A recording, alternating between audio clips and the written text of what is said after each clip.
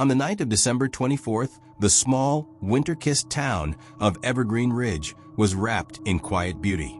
Snow fell gently like powdered sugar over rooftops. Christmas lights blinked warmly along the streets. Families gathered beside fireplaces, children whispered final wishes, and the world felt, for a moment, soft and peaceful. But inside one home at the end of Cedar Lane, something unexplainable was unfolding. This is the story of the Harper family, a family of 5, who vanished without a single warning, without a single trace, on a Christmas night that should have been filled with joy.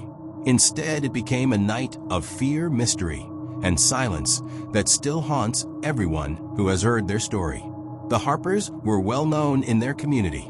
Daniel Harper, 42, an accountant known for his calm presence. Miriam, 39, a nurse at the local clinic. And their children Eli, 14, Grace, 10, and little Jonah, just 6 years old. They were the picture of stability, kindness, and closeness. No conflicts with neighbors, no financial issues, no secrets, at least none anyone knew. Earlier that evening, several neighbors recalled hearing laughter coming from the house. Christmas carols played softly. Someone was cooking roasted chicken, mashed potatoes, and warm cinnamon rolls. A perfect holiday dinner. At around 7:45 p.m., the Harpers were seen outside, building a snowman. At 9 p.m., their living room lights were still on. At 10:15 p.m., Grace's voice was heard singing a Christmas song near her window. And then after 11:02 p.m., the home went silent. Not gradually, instantly, as though something or someone had entered the house and swallowed every sound. Christmas morning, around 6 a.m., the Harpers' next-door neighbor, Mrs. Adeline Brooks, noticed something strange. The Harpers' home still had all its lights on, even the porch light, which Daniel always switched off before bed. By 8:20 a.m., Mrs. Brooks grew concerned. The snowman they built last night remained untouched. No footprints, no movement, no children playing outside.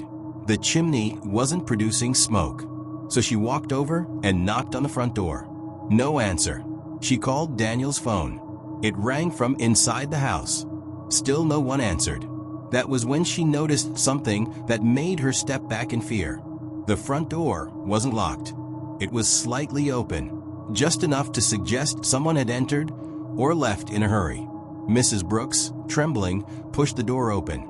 Christmas music still played softly in the background, and what she saw next would haunt her for years. The dining table was set with 5 plates. Dinner remained untouched. Steam still clung faintly to the dishes, as though they had been prepared only an hour before. The living room told the same story. Wrapping paper on the floor, half-open gifts, a cup of hot chocolate still warm. But the most chilling detail? Every coat was still hanging by the door.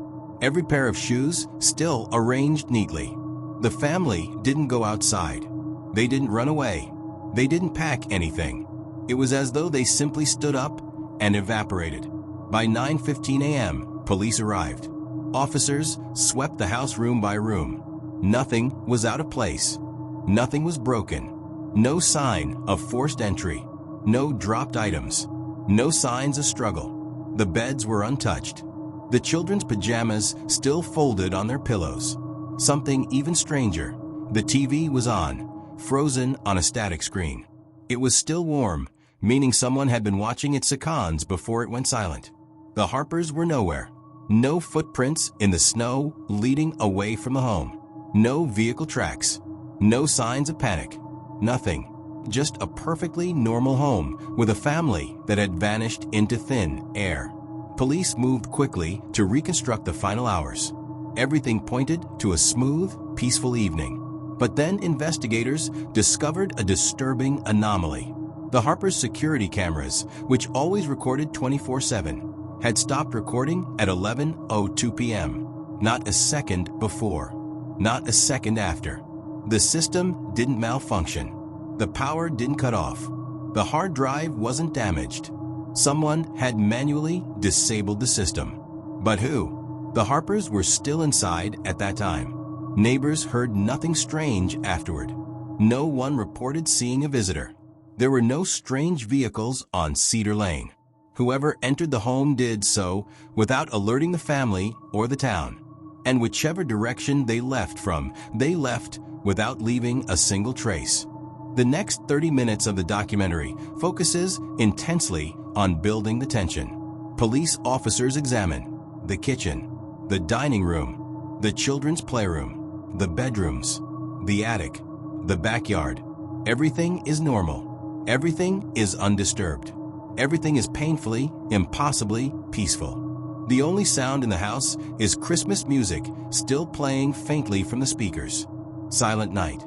But it felt anything but silent. One officer later described the atmosphere. That house didn't feel empty. It felt like it was holding something back, like it knew what happened and wasn't telling. As police left the house one by one, an officer noticed something odd near the hallway floorboards, an almost undetectable shift, a slight looseness, as though something beneath the house had recently been disturbed. But that discovery wouldn't be fully understood until later, much later. For now, only one thing was clear. A family had disappeared inside their own home, leaving behind a perfect Christmas scene. Warm, untouched, silent, like a photograph of a moment that should have continued but never did. As part 1 ends, viewers are left hanging with 3 haunting questions. Who or what entered the Harper home at 11:02 p.m.? Why was the family taken without struggle, noise, or evidence? And what lies beneath that floorboard narration waiting to be uncovered? Documentary script. The Harper home on Cedar Lane was no longer a cheerful Christmas setting. It had become a shrine, an untouched monument to a mystery that defied reason. By the time investigators fully entered the house, the air inside felt unnaturally still, almost staged, almost waiting. But the truth was far more disturbing. The scene that made no sense. Investigators walked slowly through the house that Christmas morning, and the deeper they went, the more they realized something was terribly wrong. A fully decorated Christmas tree stood tall in the corner, its lights blinking in soft red and gold. Beneath it, gifts were partially opened, wrapping paper scattered like confetti from a celebration abruptly cut short. But no matter where the officers looked, the home felt frozen, as if someone had pressed pause on life itself. The dining table was the centerpiece of this eerie stillness. 5 plates, 5 sets of cutlery, 5 glasses filled with juice.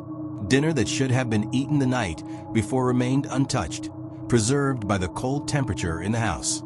A roasted chicken sat on the table, steam no longer visible but warmth still detectable. Mashed potatoes stiffened at the edges. Cornbread slightly hardened but upright. Someone had prepared it lovingly. Someone had intended to eat it. And then they vanished. How does a family disappear without moving? Officers attempted to understand the impossible. No chairs were overturned. No crumbs on the floor. No sign the family had even stood up from the table. It appeared as if the family walked away from the dining table mid-celebration, but walked nowhere. The Harper's coats were still hanging neatly by the door. Their winter boots lined up perfectly. Eli's gloves still inside his jacket pocket. Little Jonah's scarf still looped on the hook he always used. No one left through the front door. Then why was it open? And where did they go? The suspicious stillness. The living room was next.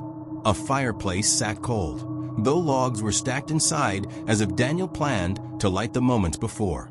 2 mugs of hot chocolate rested on the coffee table. 1 mug was still warm.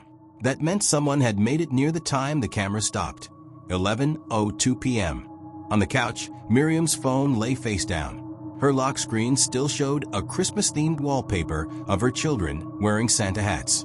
The phone had no missed calls and no new notifications, except one. A message received at 11:03 p.m., just 60 seconds after the cameras shut off. Unknown number. Are you ready? The message had not been opened. Investigators stared at it in disbelief. Was this a coincidence? A warning? A signal? Or something more sinister? A countdown? The children's rooms, chilling details. Upstairs, the children's bedrooms were the most haunting spaces in the house. Grace's room was filled with every typical sign of a 10-year-old girl. Pink curtains, dolls arranged neatly, a half-colored drawing on her desk. Her nightlight was still on, shaped like a small angel. But the bed was untouched, smooth, perfect, undisturbed. She never slept in it that night. Eli's room was similar. His gaming console was still on, paused in the middle of a soccer match. His headphones sat neatly on the desk. His school backpack open, with homework half finished. And yet, no signs he ever climbed into bed. Finally, Jonah's room. The most disturbing. His small slippers were beside his bed as usual. His teddy bear sat upright, positioned as if waiting for him. His blanket neatly folded back. His tiny pajamas still folded on the pillow. A 6-year-old child had not gone to sleep, but he had not been playing either. The house felt staged, empty, too perfect, as if someone had wanted the scene to look untouched, as if someone wanted no one to know what happened after 11:02 p.m. The cold trail. Investigators checked the back door next. Locked from the inside. The windows? All locked. The garage? Unmoved. Daniel's SUV still parked inside. Miriam's car still in the driveway. Every logical path led nowhere. This was no runaway, no accident, no family emergency. Someone had come into this house and walked out with 5 people without leaving a single mark of their presence. But how and why? Surveillance footage. The first major clue. At the police station, detectives reviewed the Harpers' security footage.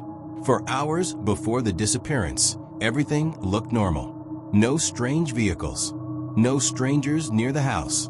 No suspicious movement. Inside footage showed the family eating, opening gifts, laughing. Then, at 11:02 p.m., the cameras flickered and went black. Not glitched. Not damaged. Not corrupted. Turned off. The switch controlling the system was located inside the hallway about 3 feet above the floor, just below a loose board investigators would later discover. Only someone inside the house could have turned it off.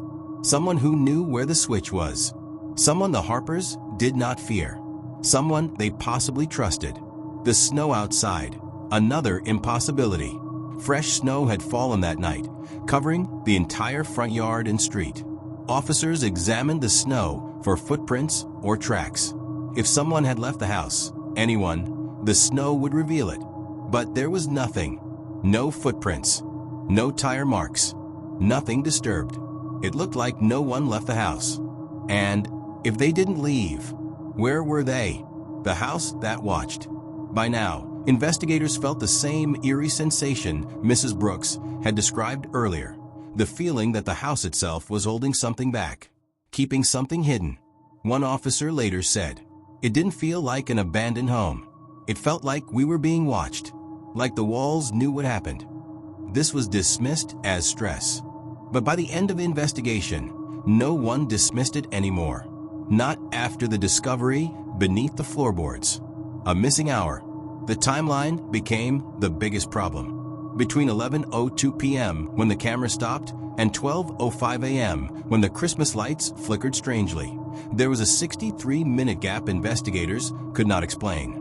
No calls, no messages, no movement, no noise. It was as if the entire house and its occupants had been swallowed by the night. Part 2 ends with rising suspense. The Harper home remained a perfect picture of Christmas joy. But that joy was a mask, hiding something dark beneath its surface.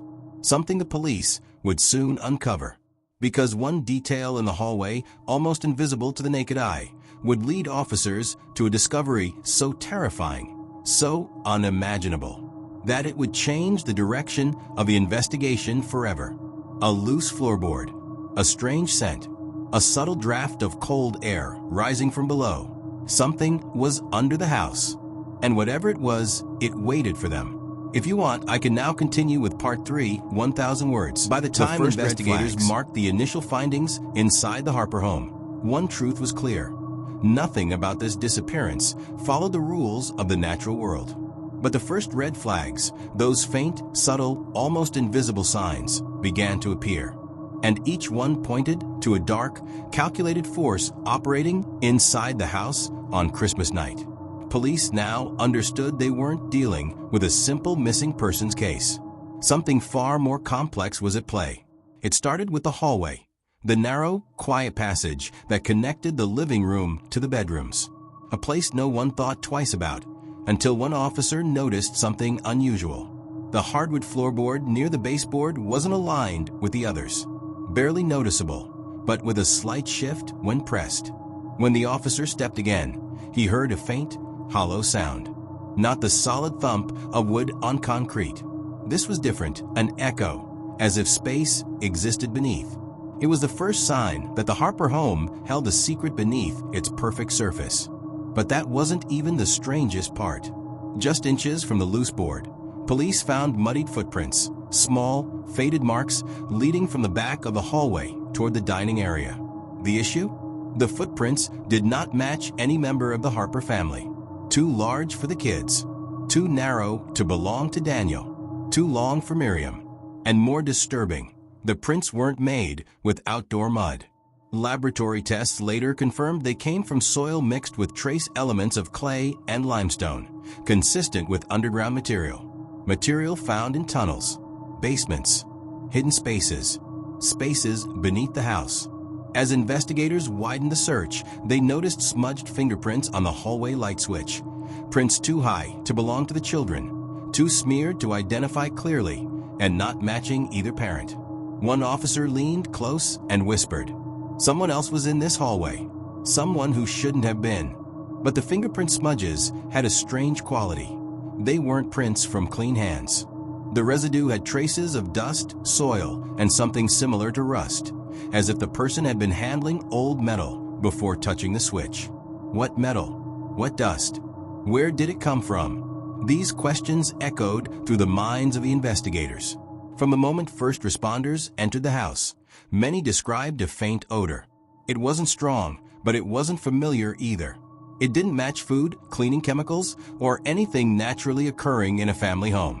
It was metallic, cold, almost like old machinery, as if something had been opened, or moved, or awakened. One detective followed the scent carefully, leading him to the exact area of the loose floorboard. The smell intensified there, slightly but unmistakably, as if the source was beneath the house. Later, forensic analysis identified the scent as a combination of oxidized iron, moist soil, and an unknown chemical compound often found in underground environments lacking ventilation. Which begged the question, why would a family living in a normal suburban home have the smell of an underground facility leaking into their hallway? During the initial walkthrough, police noted the back door was locked from the inside. That lined up with the idea the family hadn't left the house. But a closer, more detailed look in Part 3 revealed a darker truth. Scratches. Tiny scratches around the lock, barely visible to the naked eye. But they were there. Someone had tampered with the lock. Someone had tried to pick it from outside. Who? When? Why? The lock itself was old, installed by Daniel years earlier, but the scratches were fresh, no more than 24 hours old. This was one of the major red flags. The Harpers may not have opened the door, but someone tried to. And whatever they wanted, inside they eventually got. Another detail started to haunt investigators. Several officers reported that while searching the living room, the TV, which had been frozen on a static screen, kept flickering. It would black out for a second, then return to static. Technicians found nothing wrong with the wiring. No surge issues. No external interference. But one thing stood out. The TV kept flickering at the exact timestamp, 11:02 p.m., the same time the cameras shut off. Electrical experts concluded that something within the house's electrical system had momentarily spiked at 11:02 p.m., something powerful enough to shut off cameras, but not strong enough to cause a full outage. What could cause a precise, targeted disruption? Investigators began to suspect someone inside the house had technological knowledge or access to equipment capable of disabling security systems. That was the fourth major red flag. Neighbors were questioned repeatedly. No screams, no loud noises, no broken glass, no signs of struggle, not even a whisper. The disappearance was silent, too silent. But one neighbor, a teenage boy across the street, said something that changed the tone of the investigation. Around 11 p.m., I heard something weird. Not shouting, not footsteps. It was like a hum, like a vibration, almost like machinery turning on for a few seconds. Machinery, a hum, a vibration, inside a house with no basement. That was red flag number 5. Investigators returned to the dining table one last time, searching for anything they might have missed. Everything was still perfect, still untouched, as if the family had been mid-conversation. But on the floor, beneath one of the chairs, officers found a tiny object. A key. Not a house key. Not a car key. Something older, heavier. A small brass key with a number carved into it. 47. Where did it belong? One thing was sure. It didn't match anything in the Harper home. The key raised more questions. Questions that pointed in one direction. Something was hidden inside the house. Something the Harpers never told anyone about. By the end of part 3, the investigation team pieced the red flags together. An unknown set of footprints inside the house. Fingerprint smudges from an unidentified person. A metallic underground scent near a loose floorboard. A tampered back door. A precisely timed electrical disruption. A humming noise from within the house. An unknown brass key marked 47. Each clue pointed toward one chilling conclusion. Someone had been inside the Harpers' home before Christmas night. Someone who knew the house. Someone who waited. Someone who planned. And now, investigators were standing at the edge of a truth far darker than anything they expected. Because when they finally pried up that loose floorboard, they didn't just find dust. They found a hidden entrance. A sealed space beneath the house. A place no one knew existed. A place that held the next piece of the puzzle. And the beginning of the nightmare. The loose floorboard was only the beginning. Once investigators pried it up, the Harper home, once a warm Christmas sanctuary, unfolded into something else entirely. Something deceitful. Something buried. Something built on secrets no family should ever live above. The hidden world inside the walls was not an accident, and not a coincidence. This house was hiding something that had been waiting for discovery. Beneath the floorboard lay a narrow cavity, no wider than a suitcase, dark and hollow.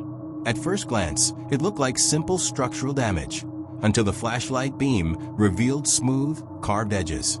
This wasn't a natural gap. It wasn't decay. It was designed, engineered. Someone had created an entry point and concealed it perfectly. A small rope ladder hung from the inner beams, extending into darkness. An officer whispered, half fear, half awe, "This isn't a home. This is a facade." The cavity was too small for an adult to comfortably pass through, almost as if designed for frequent use by someone thin, agile, or desperate. Still, they descended, and what they found below changed everything. Every blueprint of the Harper home confirmed the same thing. No basement, no crawl space, no underground level of any kind. But reality said otherwise. Investigators shone flashlights across a stretch of compacted dirt, wooden beams, and makeshift supports. The space felt claustrophobic, no more than 4 feet high, and yet it stretched farther than the house should allow. The first shock came from the walls. They were reinforced with old boards that looked reused. Salvaged wood, mismatched sizes, nails hammered at odd angles. This wasn't built by a professional. It was built in secret, hidden, silent, furtive. A place no one was meant to see. Near the far end of the crawl space, investigators found a small wooden box. Dust-covered, fragile. Inside were photographs. Not recent ones. These were sepia-toned, curled at the edges, decades old. The photos were of children. Different time periods, different families. But one detail united them. Every photo was taken inside the same walls, same crawl space, same carved beams. A detective muttered, "Someone has been using this house for years, long before the Harpers moved in. Who built this space? Who took those pictures? Where were the children now?" A cold wave of dread swept through the team. But the second discovery hit harder. The crawl space wasn't just a cavity. It connected to narrow openings carved directly behind the interior walls of the house. These led to hidden compartments behind the hallway, the dining room, the children's bedrooms, spaces where someone could stand, watch, and listen, unnoticed. The openings were too small for an adult to move freely in, except someone very underweight, or someone who lived underground long enough to adapt. Inside the compartments, investigators found candy wrappers from a brand discontinued in 2007, tiny pencil marks, possibly tracking days or counting people, bits of fabric, old batteries, a rusted flashlight, and most chilling, a narrow slit cut into the walls, perfectly aligned with vents and picture frames. Someone had been watching the Harper family, not from outside, not from a neighborhood, from inside the walls. Along the wooden beams were carvings, rough, childlike engravings that formed symbols and numbers. Some were dates, some looked like initials. Some were tally marks, counting days, months, or victims. One date was repeated several times, December 24th, and beneath it, in shaky handwriting, "They always come on Christmas." Investigators froze. Who wrote that? Who were they? And why Christmas? The Harper disappearance was not random. Someone had done this before. Someone had planned for this night. Deeper into the crawl space, officers found a metal box, sealed with a small latch. Inside, handwritten notes, hundreds of them, most scribbled on torn pages, receipts, scraps of cardboard. Some were illegible. Some looked like frantic ramblings. But others were clear and terrifying. Don't go downstairs. They live under the oldest house. Don't let them see you at night. 47 is the door. Christmas isn't safe. They watch from the walls. The mention of 47 sent a chill through the room. The brass key found in Part 3 had the number 47. It wasn't random. It was meant to open something, somewhere, hidden. Investigators followed up by digging into the history of the Harper home. What they found made the case explode. Before the Harpers, the house had belonged to the Rudd family, who sold it under strange circumstances. Before them, a single mother lived there, who vanished. Before that, the property belonged to an elderly man reported missing. Every owner had a missing person in their family. Every owner disappeared or moved abruptly. Every case remained unsolved. The house was the common factor, not the neighborhood, not the families. The house. The Harper family had unknowingly moved into a place whose history was soaked in disappearance. Someone had been using this home as a hunting ground, a hiding place, a surveillance nest, and behind its walls they had lived for years. In the narrowest part of the crawl space, where a flashlight barely reached, investigators found the most disturbing item, a journal, not old, recent, months old. The handwriting was shaky but readable. They know the family is here now. He comes through the door on Christmas night. The tunnel is ready. If they smell the air change, run. They almost found me last year. And one entry circled repeatedly. Stay away from the basement. Stay away from the basement. Stay away from the basement. But there was no basement, or so they thought, until an officer followed a small draft of cold wind coming from the far corner of the crawl space, and realized there was more, much more. The wall at the back looked newer, patched differently. When tapped, it sounded hollow. When struck harder, it reverberated not like wood, but metal. A hidden door, a sealed barrier. A barrier someone had tried desperately to hide. And in the dirt, right at its base, a mark that matched the brass key. 47. This was the door the messages warned about. The door someone used. The door the family might have been taken through. Investigators stood frozen. Whatever lay behind that door, it wasn't part of the Harper home. It was older, darker, built for a purpose the family never understood. And when they finally forced it open, they realized Part 4 wasn't the discovery. It was only the warning. Behind that door lay the truth of what happened on Christmas night. The truth no one was prepared to face. Detective Marcus Hale stood at the edge of the O'Connors' backyard, his breath forming pale clouds in the icy Christmas night air. The temperature had dropped even further, turning the yard into a white, silent grave. The security lights cast long, eerie shadows across the snow as he examined what he now knew could be the first real lead in the case: the footprints. But something about them felt wrong, deeply wrong. They stretched from the back door to the treeline, a narrow line of prints, almost perfectly spaced. One set, only one. But the O'Connor family consisted of 4 people, and none of them had been dragged, carried, or chased. Just one set. A single person had walked out of the house that night. Yet 4 people were missing. Marcus knelt beside the prints, studying their depth. A grown man, heavy, boots. And then he saw it, something faint, nearly invisible, unless someone was kneeling, exactly as he was. He brushed a thin layer of fresh snow aside, revealing a small, delicate shape. Another footprint. But this one wasn't deep. It wasn't adult-sized. And it didn't match the heavy boot prints beside it. It was tiny. A child. The problem? It appeared only once. One single, perfect impression frozen in the snow. If a child had walked, there should have been a trail. But nothing followed. Nothing led up to it. Just one lonely print, as if a small foot had touched the earth for a second, and then vanished into thin air. Marcus felt the cold crawl up his spine. This case was no longer just strange. It had crossed into something unexplainable. Forensics worked silently behind him, combing through the kitchen for new findings. Dr. Yvonne Kessler, the lead forensic specialist, stepped outside and handed Marcus a pair of latex gloves and a sealed evidence bag. "You need to see this," she muttered. He opened it. Inside was an old-fashioned metal key, rusted, heavy, and carved with a symbol he had never seen before. It wasn't from any door in the house. It wasn't modern. It looked ancient.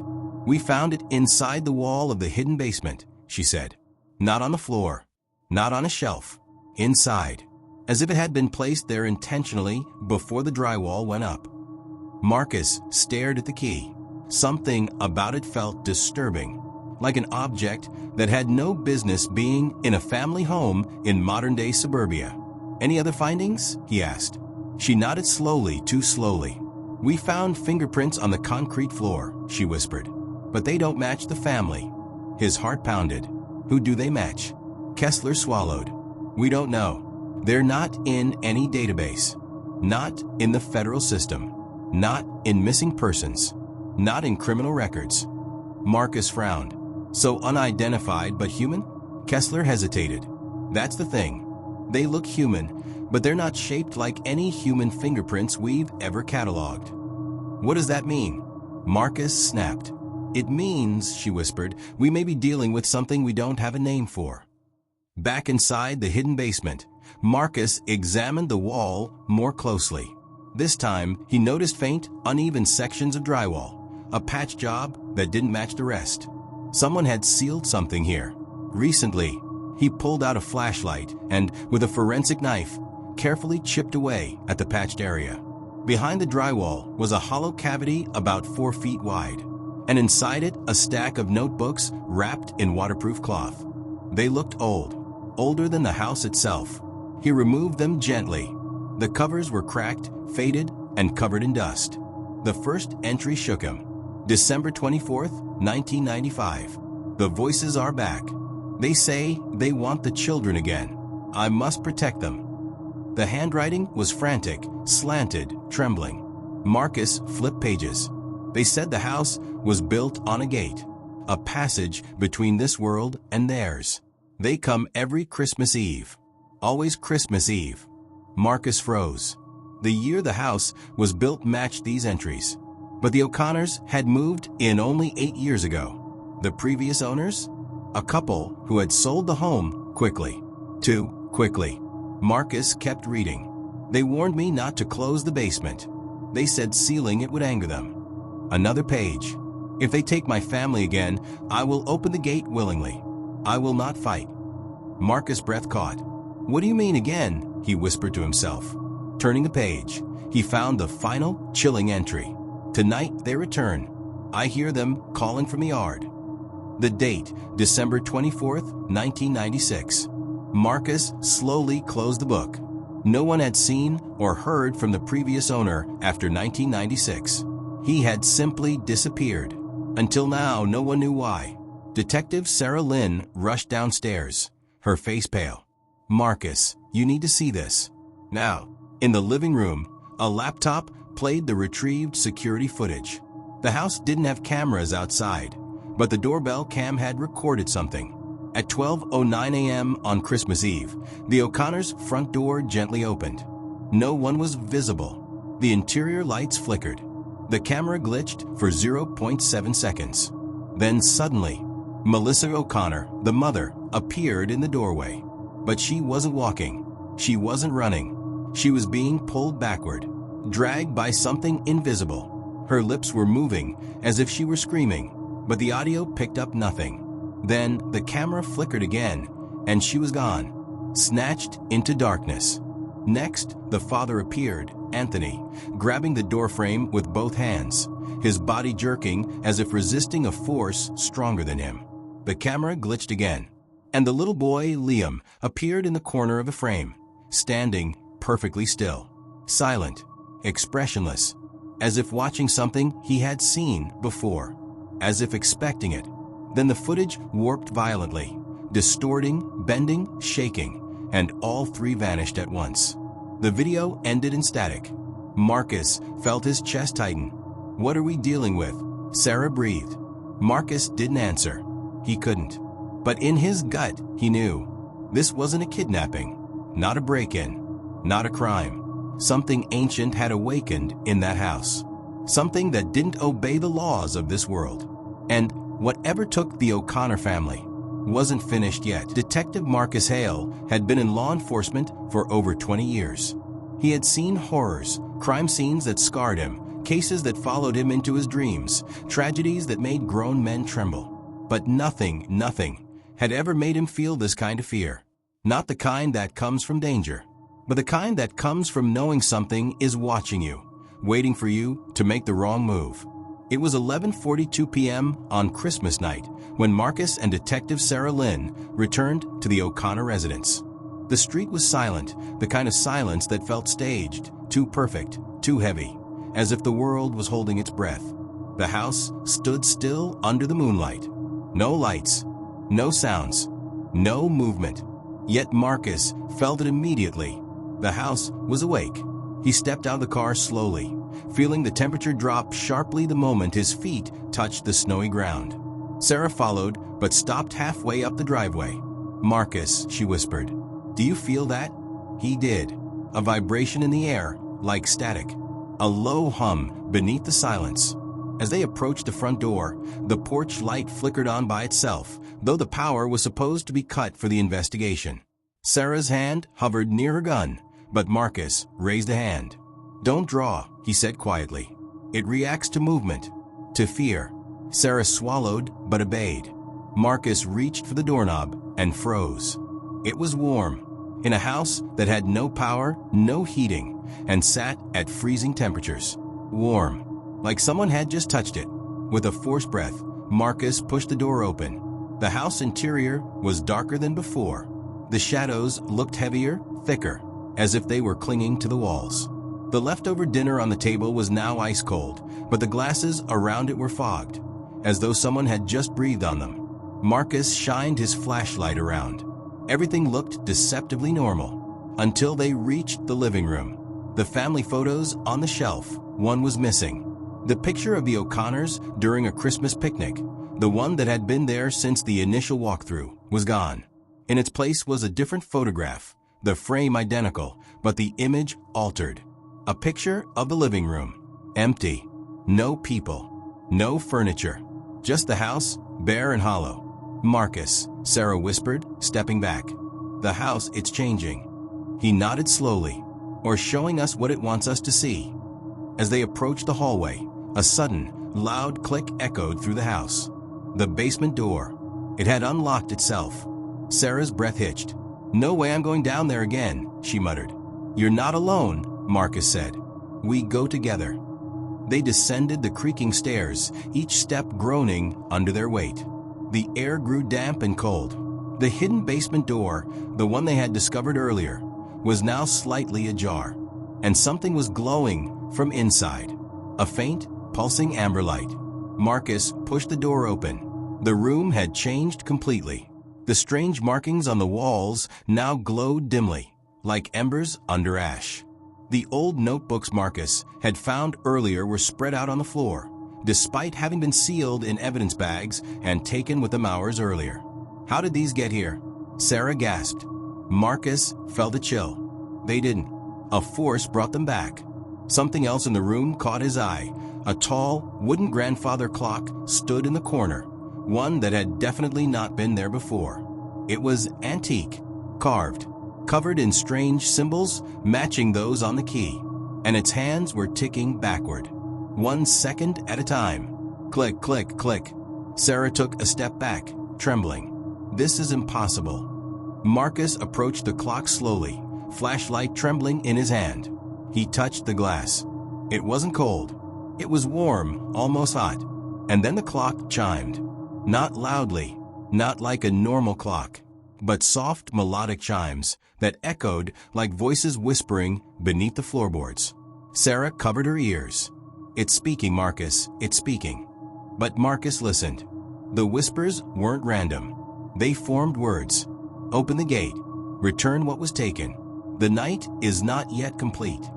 Marcus stumbled back, breath shaking. That's enough, he whispered. We're leaving. Now. But as they turned to go, the basement door slammed shut, hard, shaking the walls. Sarah screamed. Marcus tried the door, locked, sealed from the outside. Then the glowing markings on the walls flared brightly and footsteps began to walk across the ceiling above them. Slow, heavy, deliberate. Someone, something, was walking overhead. Marcus and Sarah held their breath, frozen in place. The footsteps stopped directly above them. Silence. Then, 3 knocks, perfectly spaced, echoed through the ceiling. Marcus had never heard a sound more chilling. The room suddenly plunged into complete darkness. The glowing markings vanished. The amber light died. Even their flashlights shorted out. Pitch black. Sarah grabbed Marcus' arm, voice shaking. Marcus, Marcus, something's here. A whisper drifted across the room. Soft, childlike. Is someone there? Marcus felt every muscle in his body tighten. He knew that voice. Liam, he called gently. Silence. Then the voice came again, closer. But the tone was wrong, twisted, mimicking. Detective Hale, why did you come back? Sarah shook her head violently. That's not Liam. That's not him. Marcus stepped backward carefully and bumped into something solid behind him. Slowly, terrified, he lifted his hand and pressed it against the object. It was a leg, a human leg, wearing jeans. A grown man. The father? Anthony O'Connor? Marcus whispered, Sir, are you? The figure leaned close to his ear, and in a deep guttural voice that no human throat could produce, it whispered, The family is not yours to save. Marcus staggered away. The lights flickered back on for a split second, and the room was empty. No man, no shadow, nothing. Just Marcus and Sarah alone in the glowing chamber. Suddenly, without warning, the hidden door creaked open again. A cold gust of wind rushed in, almost pushing them out.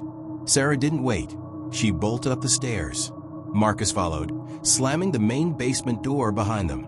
Both detectives stood in the hallway, gasping for breath. The house was silent again. Calm. Still. Too still. Sarah turned to Marcus, eyes wide and terrified. We are not dealing with a crime scene, she whispered. We're dealing with a threat. Something intelligent. Something ancient. Something that wants something. Marcus nodded slowly. And whatever it wants, he breathed. It's not done with Marcus Hale didn't sleep that night. He didn't try. How could he? The whispers in the basement, the impossible footsteps, the backward ticking clock. Every piece of it gnawed at him. The O'Connor family wasn't just missing. They were trapped somewhere that wasn't human. And the house was calling them back. By dawn, Marcus had made a decision he knew could end his career, or his life. He would return one last time. Not as a detective, but as a man determined to face whatever had taken that family. Sarah protested. "You can't go back there, Marcus. That house isn't a crime scene, it's a doorway." "I know," he replied, "and that's exactly why I'm going." She held his arm tightly. "Then I'm going with you." He shook his head. "No, I need someone alive on the outside if this goes wrong." But Sarah refused to let go. "You're not facing that thing alone. Not again." Marcus sighed and nodded. Together, they returned to the place that had swallowed the O'Connor family whole. The sun rose behind the house, but its light didn't touch the property. It felt like the sky itself avoided the residence, leaving it wrapped in a cold, unnatural gray. As Marcus and Sarah stepped through the front door, the warmth inside hit them immediately. The heater wasn't on. The power was still dead, yet the air felt alive. Sarah scanned the hallway. "Marcus, look."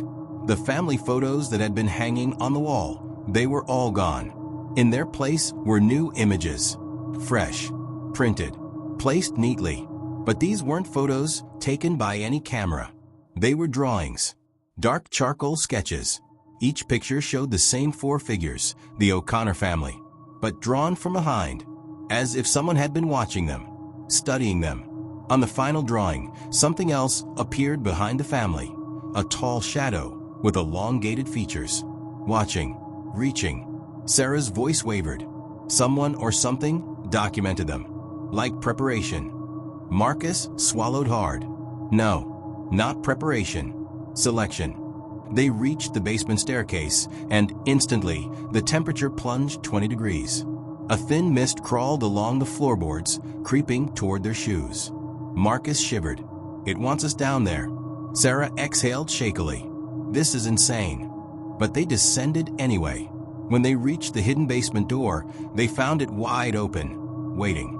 The room inside had changed even more. At the center now stood a circle of symbols carved into the concrete floor, glowing faintly like hot metal. The antique grandfather clock towered beside it, ticking louder than before, each backward tick pulling the air inward like a heartbeat. And at the far wall, a figure stood, motionless, facing away from them. A man. Marcus froze. "Anthony." The figure didn't move. Sarah whispered, "Marcus, be careful." Marcus stepped closer. "Anthony O'Connor, if that's you, we're here to help you. Please turn around." The figure did not turn, not until Marcus touched his shoulder. And then, it turned its head all the way around without moving its body. Sarah screamed. Marcus stumbled back. The face was expressionless, lifeless, eyes hollow and sunken. Not Anthony, not alive, not human. The mouth moved, but the voice that came out was layered, distorted, and ancient. "You are too late. The family is already beyond." Marcus drew his gun instinctively, despite knowing bullets wouldn't change anything. "What are you?" he demanded. The creature tilted its head. "I am the keeper of the gate. I take only those who are chosen." "Chosen by who?" Marcus growled. The creature smiled with a mouth that shouldn't have been able to stretch that wide. "By the house." The glowing symbols on the floor burned brighter. The air vibrated. The backward ticking clock began chiming, each chime deeper and more distorted than the last. Sarah clutched Marcus' sleeve. "It's opening something, Marcus, the gate." A violent gust of wind erupted from the center of the circle, pulling the room inward like a vacuum. Loose papers, dust, and small objects swirled into the vortex. And then, a doorway appeared. Not a normal door, a tear. A vertical scar in reality, glowing with a blinding, shifting light. Inside the tear were shadows, moving, twisting, reaching. Marcus felt his chest tighten. Something inside that light called to them. A whisper, a plea. He recognized the voice. "Dad, Mom, help us." Liam's voice, Melissa's voice, Anthony's voice. Sarah grabbed Marcus' arm. "Marcus, don't listen to that. It's not them." But he knew. He felt it. They were inside, trapped, calling, begging. He stepped closer to the tear. The wind nearly lifted him off his feet. Sarah clung to him, screaming, "Marcus, stop." But Marcus shouted into the vortex, Liam, where are you? A tiny hand reached through the light. A child's hand. Familiar. Liam O'Connor. His voice echoed weakly. We can't get out, it's holding us. Tears filled Marcus' eyes. I'm here, Liam. I'm here. The keeper's voice boomed behind them. One must be given to reclaim the others. Marcus turned slowly. What? The creature stepped forward, its eyes glowing like embers. A soul for a soul. An exchange. This is the rule of the gate. Sarah shook her head violently. No. No. Marcus, we're not trading anyone. Marcus stood still, silent. The keeper continued. Give one. Receive the family. Refuse, and they remain forever. Sarah screamed, no. Marcus stared at the tear in reality, at the small hand reaching out, at the voices begging to be freed. He whispered, there has to be another way. The keeper's voice deepened. There is not. Sarah grabbed Marcus' face, forcing him to look at her. Marcus, don't do this. You can't give your life to that thing. But Marcus wasn't thinking of himself. He was thinking of a child, the parents, the voices crying for help. He stepped closer to the gate. The keeper extended a hand. Choose. Marcus took a deep breath. I choose.